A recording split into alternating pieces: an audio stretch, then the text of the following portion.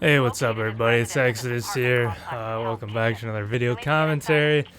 As you can see from the last one, I touched a bit about the incursions and our strategy, and then I talked a little bit about the compensation stuff that Ubisoft's talking about giving out for people who haven't been able to play, and so on and so forth due to some stuff on their end. Basically, I want to touch a little bit more on the state of the game and the community in general. I was a little scatterbrained before, and that's the general consensus with these commentaries. I just kind of do them to do them. I don't really have a game plan going in. I just kind of wing it and go off the top of my head. This particular footage is again from a daily mission from a long time ago, prior to 1.1. And so yeah, anyways, as far as the community is concerned, like I said in the last video, the compensation I don't think is quite enough for those who got locked out of the game for 3 weeks or more, whatever. I think they could definitely do a better job in giving them more than 500 Phoenix credits and 10 items in relation to the exploiters who got 10 times that amount, and so on and so forth through some of the ways they were able to farm and abuse the game. But yeah, so as far as the compensation thing, like I said, I'd like there to be more for those people in particular. As far as the universal blanket compensation, 150 Phoenix credits, it's whatever. It seems like something better could be given, but at the same time I can appreciate it and I'm just fine with it. I didn't expect anything because like I said, I've been able to play the game the whole time. I've been enjoying it. Yeah, as far as the community is concerned as well, the state of the game, it seems like there's just such disarray within the ranks of everybody. The hardcore players, casual players, and everywhere in between.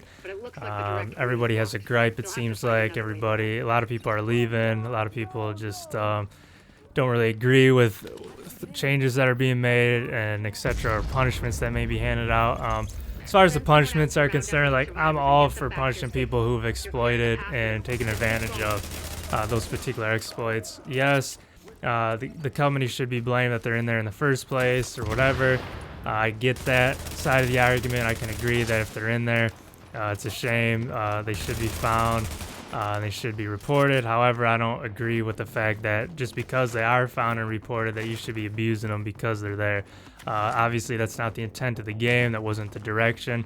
That wasn't their purpose to be in there. So why would you then continue to go forward and do it and take advantage of it?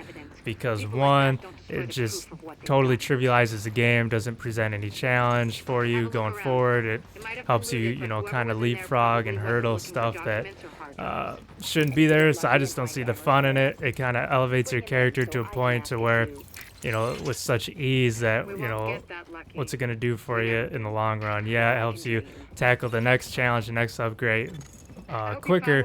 However, you don't have as much to do once you're at that peak either. So granted, the side of the argument there with the RNG and all that stuff that's there to begin with, that it serves them right, the way the loot is, blah blah, to get my perfect build, I can take advantage of it and have more likelihood of getting the build I want. Whatever, dude. Whatever suits you, I guess. Whatever makes you justify yourself to help you sleep at night is whatever. But for me, it's like I'd rather have a challenge. I'd rather have the longevity of the game take place, get more, hours out of the game, and be able to feel satisfied once I do finally accomplish, with a build or whatever. Get the stuff that I want. Because at the end of the day, it's just a game.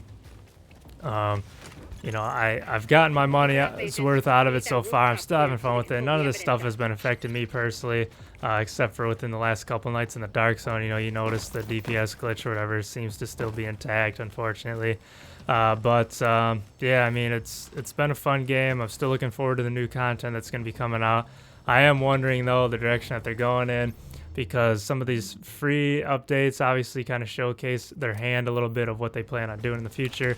And they give us a pretty decent amount of stuff, sizable content within the free stuff so far. So it makes me wonder what exactly they're going to do to add on to it when it comes to the paid content. Like, what is it that they're going to give us to say, okay, yeah, this is why this costs X amount of money, and that's why that stuff doesn't. Because right now, like I said, as far as the paid stuff is going to happen, it can, in correlation to the free stuff, I imagine they're going to do stuff with the PvE aspect, dark zone aspect, and then maybe like another end game-ish type activity or deal.